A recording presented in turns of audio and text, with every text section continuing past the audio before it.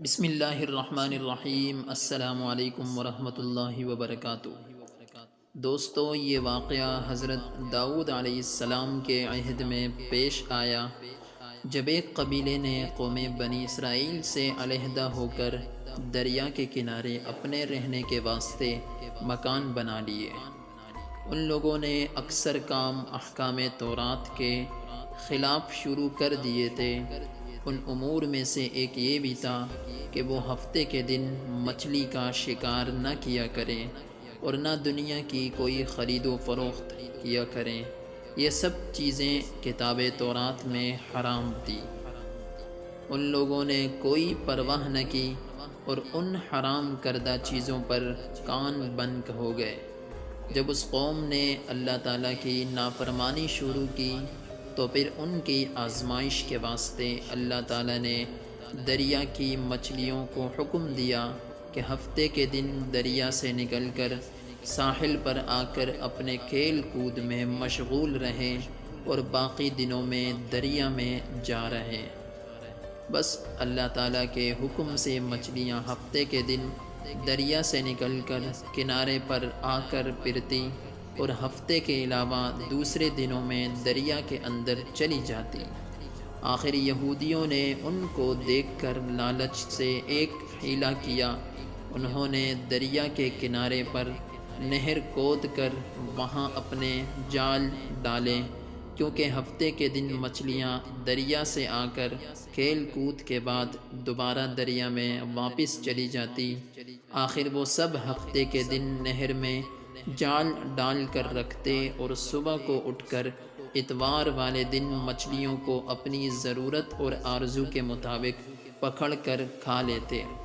انہوں نے اپنی سوچ میں یہ حیلہ کیا کہ دریا کے کنارے سے پانی کاٹ لائیں کہ مچھلیاں وہاں آ کر رہیں، لیکن ان کا یہ حیلہ بھی کام نہ آیا اور مچھلیاں اتوار سے پہلے وہاں سے نکل کر واپس دریا میں چلی جاتی۔ پھر ان لوگوں سے رہا نہیں گیا اور وہ ہفتے کو اپنی نکالی ہوئی نہر کا راستہ ان مچھلیوں کے لیے بند کر دیتے اور اتوار کی صبح اسی نہر سے مچھلیاں پکڑ کر کھا لیتے اور اپنی سوچ میں بڑی دانشمندی سے کام لے کہ ہم نے اللہ کو دھوکہ دے دیا، لیکن اللہ تعالیٰ ان کی تدبیروں سے خوب آگاہ تھا کہ وہ جیسا کر رہے تھے اپنے لیے عذاب الہی کو دعوت دے رہے تھے۔ ان لوگوں میں 3 فرقے ہو گئے۔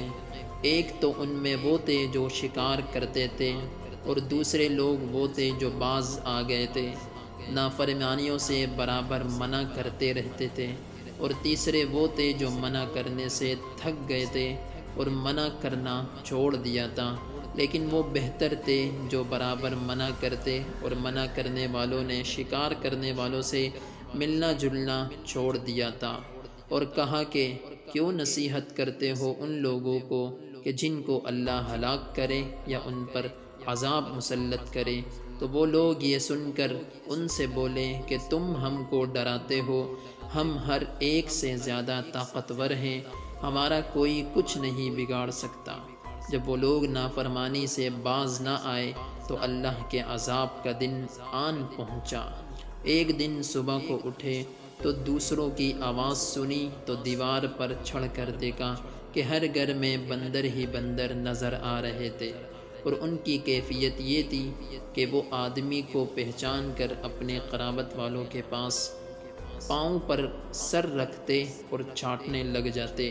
بالآخر وہ اپنے برے اعمال سے 3 دن میں سب کے سب مر گئے۔